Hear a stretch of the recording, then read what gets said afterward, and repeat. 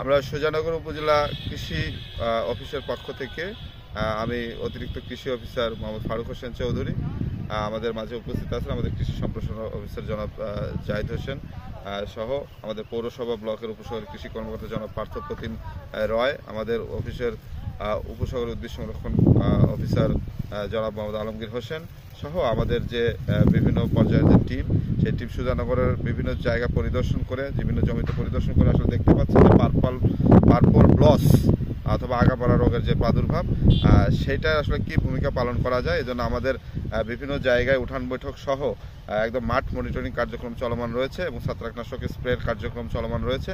পাশাপাশি যে আমরা পৌরসভা ব্লকের যে একটা প্রদর্শনী প্লটে আমরা এসেছি, এখানে রাজস্বের প্রদর্শনী আছে আমাদের পাশাপাশি যে কৃষকের যে প্লট, সেই কৃষকের প্লটে আমরা এখানে NPK এর যে রেশিওটা আছে সেই রেশিও স্প্রে করাচ্ছি এবং এর ফলাফল আমরা দেখতে চাচ্ছি। যদি ফলাফল ভালো হয় তাহলে অবশ্যই আমাদের অন্যান্য ইউনিয়ন বা অন্যান্য কৃষকের জমিতে এই প্রযুক্তিটা আমরা সম্প্রসারিত করার যে উদ্যোগ সেটা আমরা গ্রহণ করতে পারি। 16 লিটারের একটি স্প্রে মেশিনের জন্য আমরা 8 গ্রাম এখানে ডিএপি দিলাম। এখানে যেহেতু আমরা ডিএপি ব্যবহার করছি তাহলে আমাদের ইউরিয়াও 8 গ্রাম লাগার কথা ছিল, কিন্তু 8 গ্রাম লাগবে না। সেখানে যেহেতু 400 গ্রাম পাই, আমরা এখানে 6 গ্রাম আমরা ইউরিয়া আমরা এখানে দিয়ে দিই। তারপরে এইখানে আছে আমাদের এসওপি বা সালফেট অফ পটাশ। আমাদের এখানে এমওপি সার ব্যবহার করা যাবে না। এটা রেশিওতে আমাদের 7 গ্রামের মতো আসে, আমরা 7 গ্রাম এখানে দিয়ে দিব। 7 গ্রাম আমরা দিয়ে দিচ্ছি, মোটামুটি 7 গ্রাম হয়ে গেছে আর কি। 7 গ্রাম আমরা দিয়ে দিলাম। এখন এগুলো একসাথে মিক্সচার করে আমরা 16 লিটারের একটি বালাইনাশকের কন্টেইনারে নিব। নেওয়ার পরে আমরা স্প্রে করব।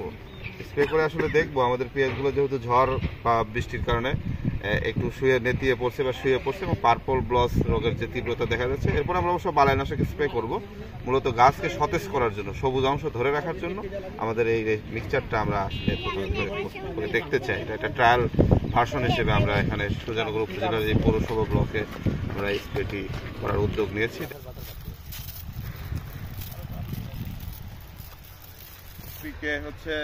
আমাদের নাইট্রোজেনটা গাছে সবুজ রাখবে এবং এখানে যে ফসফরাসটা আছে, ফসফরাস আমাদের যে পেঁয়াজ মূল যে উদ্দেশ্য, সেই পেঁয়াজের যে বৃদ্ধি সেটাকে ধরে রাখবে। আর একটা কে বা পটাশ, সেটা গাছকে শক্তিশালী করবে এবং রোগ প্রতিরোধ ক্ষমতা বৃদ্ধি করবে। এবং এই কারণে আমরা যে ঝড় বৃষ্টির পর যে আঘাতপ্রাপ্ত বা একটু শুয়ে পড়া যে পেঁয়াজ, সেই পেঁয়াজের ক্ষেত্রে NPK এর যে মিশ্রণ, সেটা আমরা মিশ্রণটা ব্যবহার করেছি।